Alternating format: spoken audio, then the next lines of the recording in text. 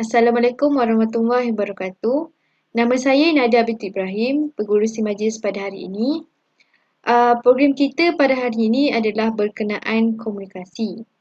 Sebelum kita meneruskan ataupun memulakan majlis kita, mari kita mulakan majlis dengan bacaan Al-Fatihah.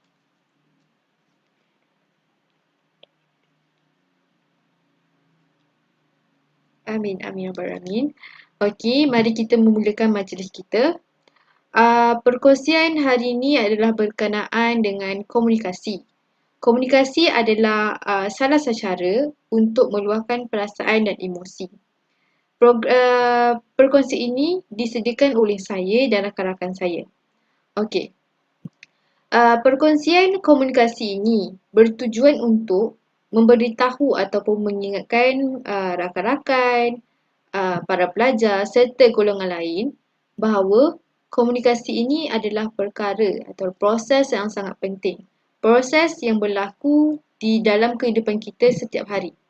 Dan proses komunikasi ini boleh dilakukan dalam pelbagai cara.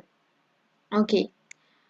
Seperti yang semua sudah tahu, sekarang kita sedang dilanda pandemik COVID-19 dan telah datangnya komunikasi secara online ataupun secara atas talian.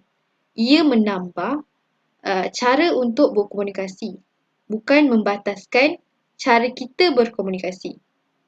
Dan diharapkan perubahan berkomunikasi secara online ini tidak membataskan proses komunikasi antara kita dengan orang lain kerana orang yang tidak berkomunikasi dengan pihak lain ataupun pihak kedua akan mengakibatkan seseorang itu memendam rasa dan mungkin tertekan kerana tidak dapat meluahkan apa yang diingini oleh seseorang itu. Dan perkara ini boleh mendatangkan masalah kepada mereka. Okey. Mari kita lihat kandungan agenda pada hari ini. Seterusnya. Okey, di sini. Agenda pada hari ini. Agenda pada hari ini yang pertama adalah pengenalan. Kedua, komunikasi desain. Ketiga, komunikasi bukan desain. Keempat, kelebihan komunikasi. Kelima, kelemahan komunikasi. Okey, seterusnya ialah berkenaan pengenalan. Komunikasi adalah proses penyampaian ataupun penerimaan maklumat. Komunikasi seperti yang semua tahu adalah komunikasi adalah cara kita menyampaikan ataupun mendapat maklumat. Okey, di sini terdapat dua jenis komunikasi iaitu komunikasi desain dan komunikasi bukan desain. Okey, apakah komunikasi desain dan apakah komunikasi bukan desain? Mari kita lihat isi kandungan. Okey, di sini. Di sini kita dapat lihat komunikasi desain. Komunikasi desain didefinisikan sebagai jenis komunikasi yang melibatkan percakapan. Okey, percakapan. Apa yang sedang saya lakukan ialah komunikasi desain, percakapan. Okey.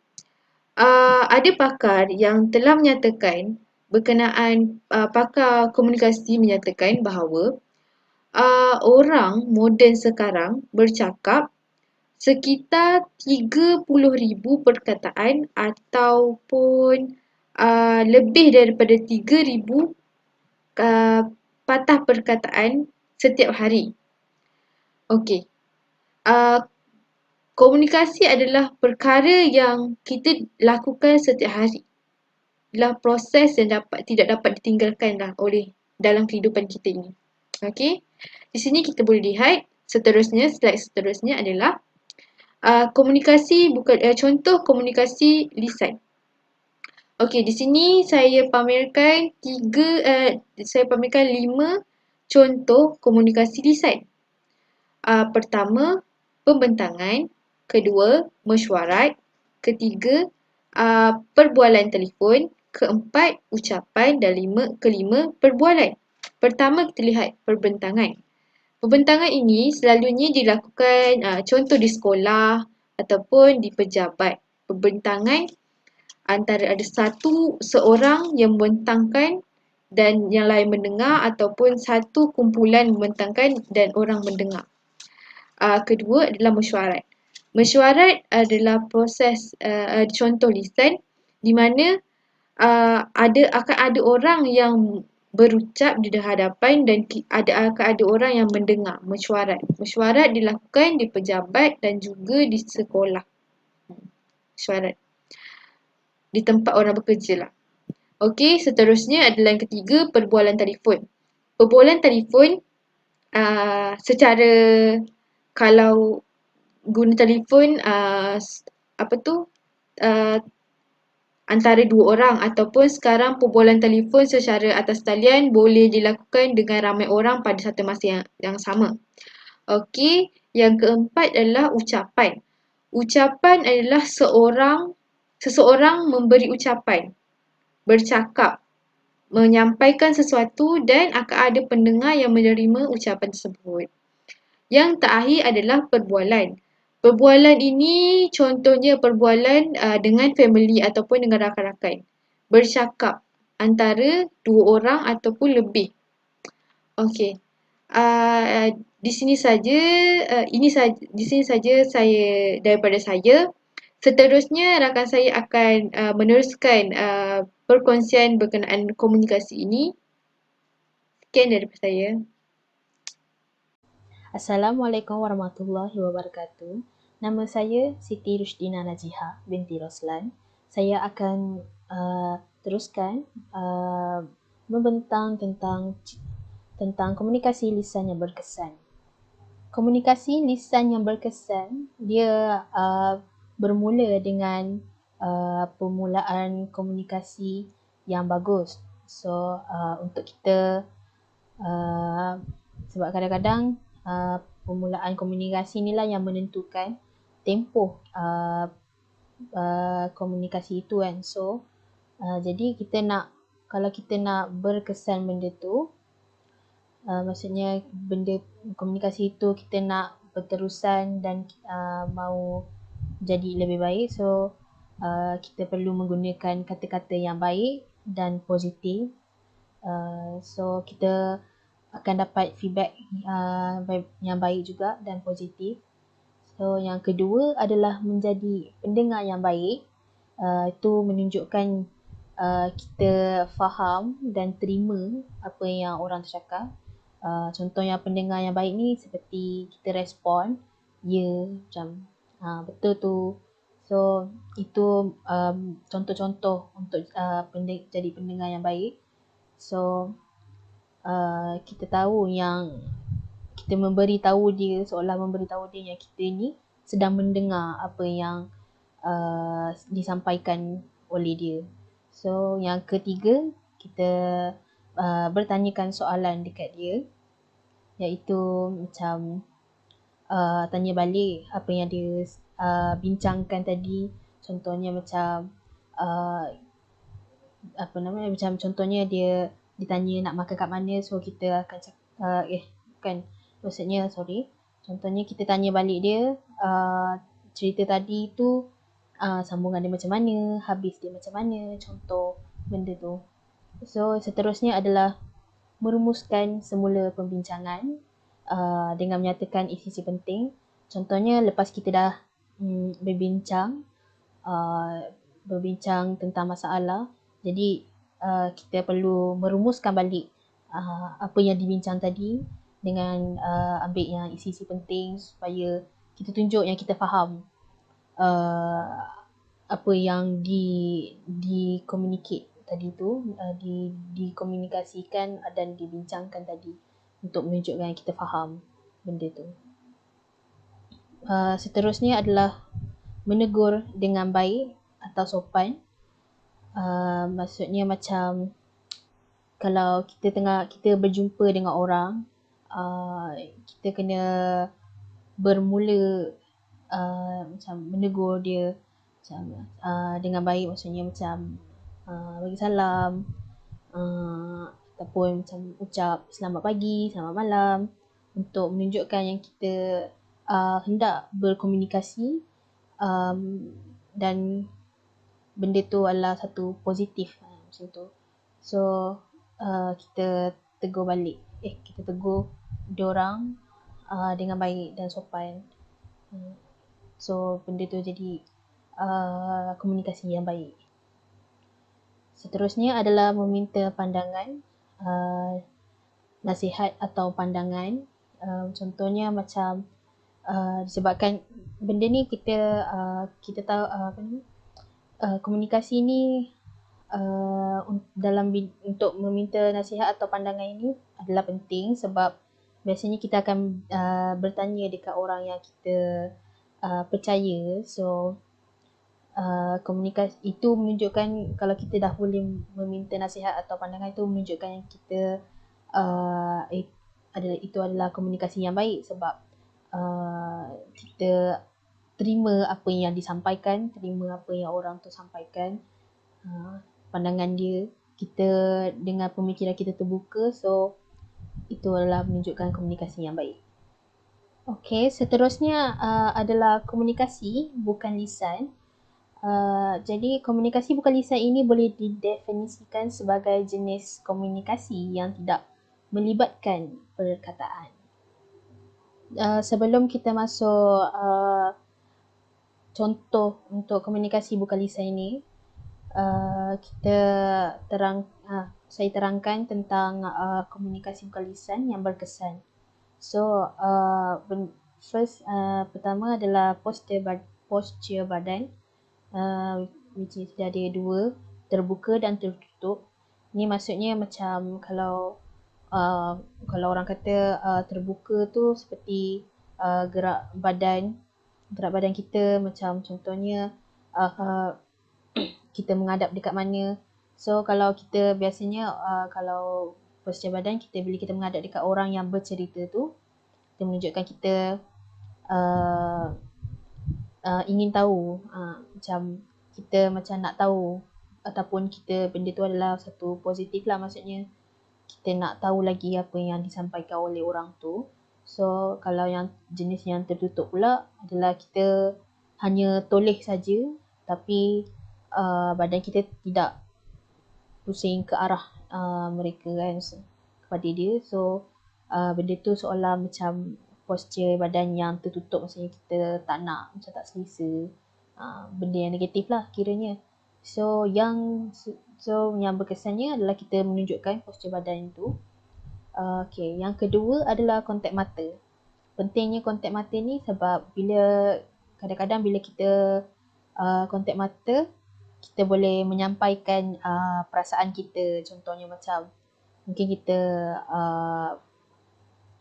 macam kadang-kadang menunjukkan yang kita ni respect dengan dia. So bila dia bercakap, kita mendengar. So kita kena kontak mata dengan dia. Contohnya macam dekat cashier kan. So pentingnya kontak mata ni menunjukkan yang cashier ni dia macam berkomunicate, macam menunjukkan yang dia respect, macam maksudnya dia terimalah benda tu macam positif lah untuk dekat customer dia. So penting ni kontak mata ni.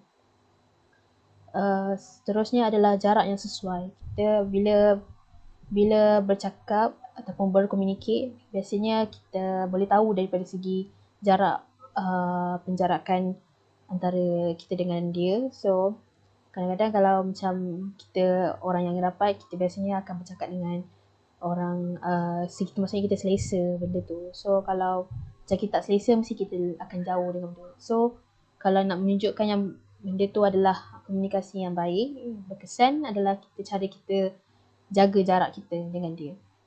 So okay, yang seterusnya bertanyakan soalan. Ini contoh untuk bagi yang bertulis, komunikasi bukan lisan tapi yang bertulis.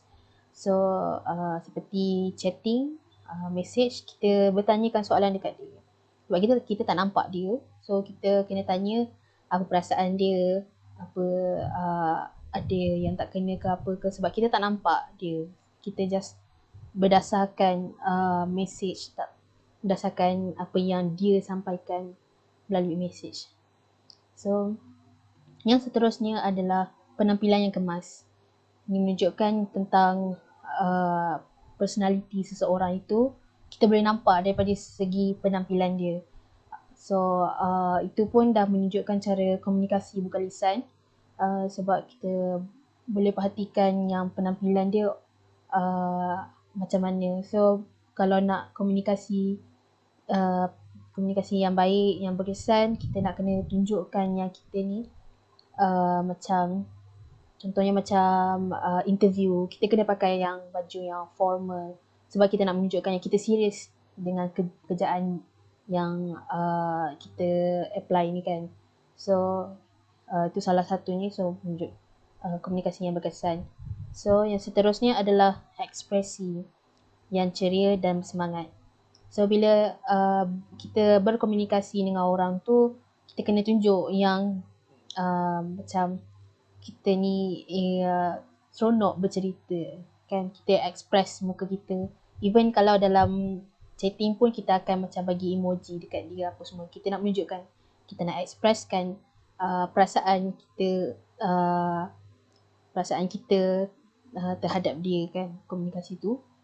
So kalau nak berkomunikasi tu yang baik, kita kena menunjukkan yang positif lah, maksudnya ceria, kita sentiasa senyum. So menunjukkan yang kita ni senang, selesa dengan dia. Okay.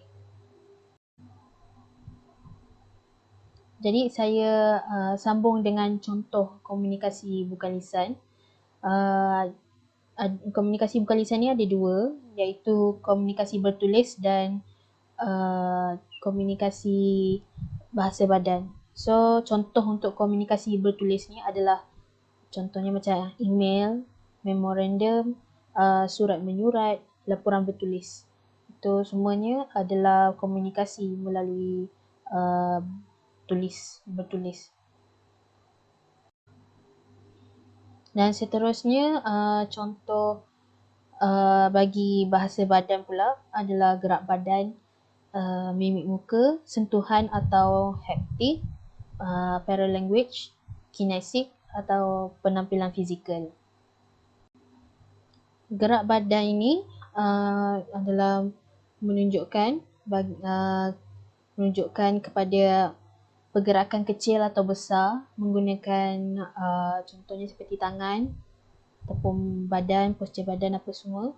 Biasanya yang tangan lah yang memainkan peranan yang besar dalam proses komunikasi ni. So untuk membawa makna pergerakan tersebut. So itulah gerak badan. Contohnya yang boleh kita tengok adalah pergerakan yang digunakan oleh penceramah masa diorang tengah membentangkan ataupun diorang tengah explain. Kita boleh nampak yang diorang tengah bagi tahu ataupun ekspresi diorang, cara diorang. Lepas tu kita daripada situ pun, daripada gerak badan tu pun kita boleh nampak yang cara diorang tu macam kadang-kadang kalau kita bila penceramah tu pun bagi tahu pun kita boleh tahu yang dia ni bersemangat atau tak. Kalau dia duduk je mesti kita akan bosan dengan ceramah tu kan. So benda tu adalah penting sebenarnya untuk menyampaikan, lagi-lagi untuk menyampaikan mesej-mesej yang penting. Seterusnya adalah mimik muka.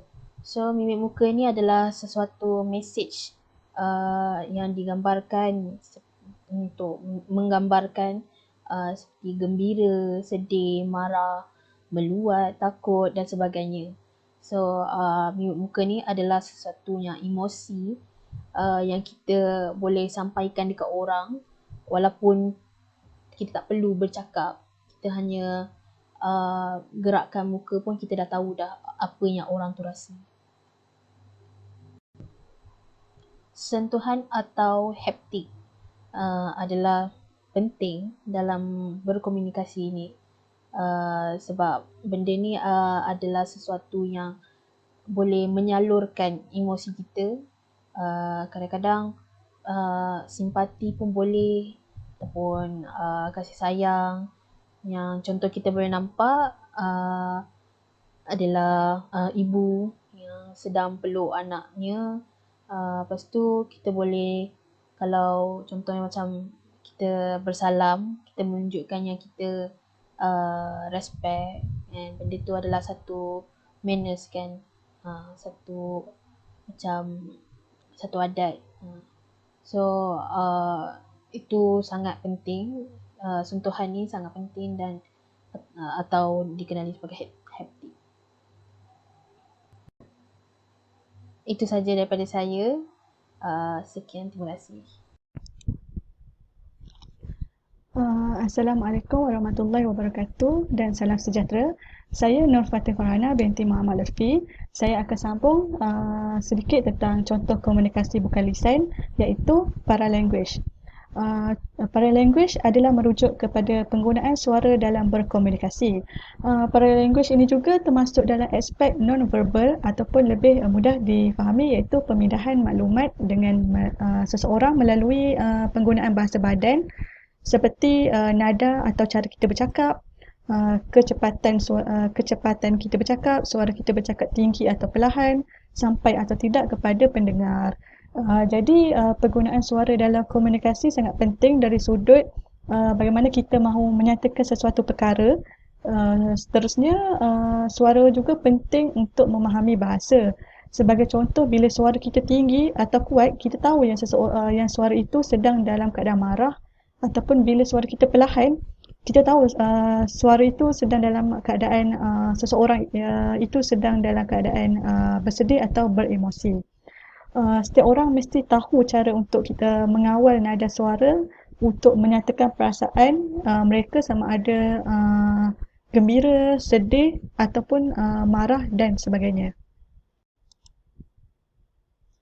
Okey, seterusnya kategori suara untuk paralanguage. Yang pertama kita ada pola suara, kedua pitch, ketiga kadar dan tempo, keempat lantang, kelima sekatan suara, keenam kualiti suara dan yang terakhir iaitu kelancaran. Okey, seterusnya kinesik. Kinesik ini merupakan komunikasi yang berasaskan pergerakan dan gaya badan, posture, gerak badan, gesture, mimik muka dan pergerakan mata. Kinesik ini juga termasuk dalam non-verbal, iaitu komunikasi yang disampaikan seseorang dengan isyarat tubuh dan gerakan badan. Kinesik ini terbagi kepada 3 komponen, iaitu dari segi mimik muka. Muka boleh menghasilkan beratus ribu ekspresi, tapi semua ekspresi tersebut membawa maksud yang berlainan, seperti muka kita yang sedang dalam keadaan sedih, ataupun sedang dalam keadaan gembira, ataupun sedang dalam keadaan marah. Yang kedua iaitu gerak isyarat tubuh. Menunjukkan gerakan anggota badan kita seperti gerakan tangan untuk berkomunikasi membawa maksud berbagai makna walaupun kita hanya menggunakan anggota badan kita yang sama, iaitu tangan. Dan komponen yang terakhir ialah gerakan badan. Contoh gerakan badan yang kita boleh lihat ialah seseorang yang sedang berbohong.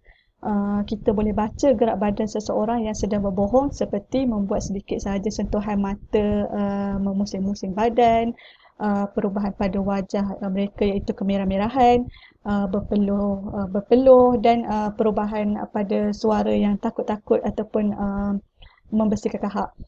Jadi kinesik ini memberi impak yang besar dalam aspek berkomunikasi bukan lisan. Okey, seterusnya penampilan fizikal. Penampilan fizikal seseorang seperti cantik, tinggi, berat, bentuk badan, pakaian dan sebagainya memberi mesej tertentu kepada setiap orang. Penampilan fizikal mempengaruhi personaliti seseorang. Contohnya, bila seseorang berpakaian kemas seperti berkemeja, bertali leher, kita jadi tahu yang dia tu seorang mungkin bekerja di pejabat dan bukannya pemandu teksi.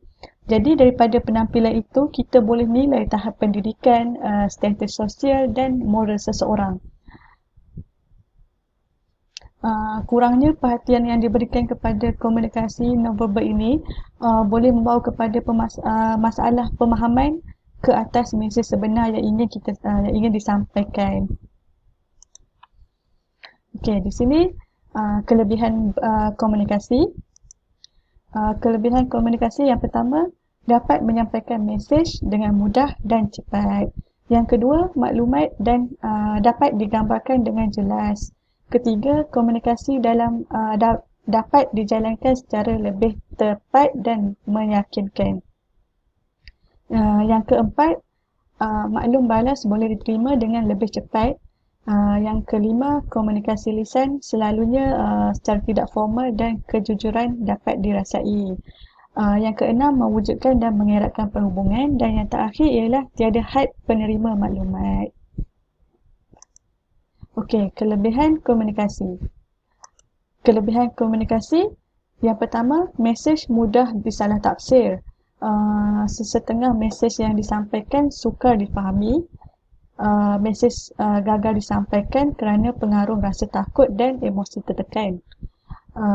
Penerima berkemungkinan tidak membaca mesej yang diterima.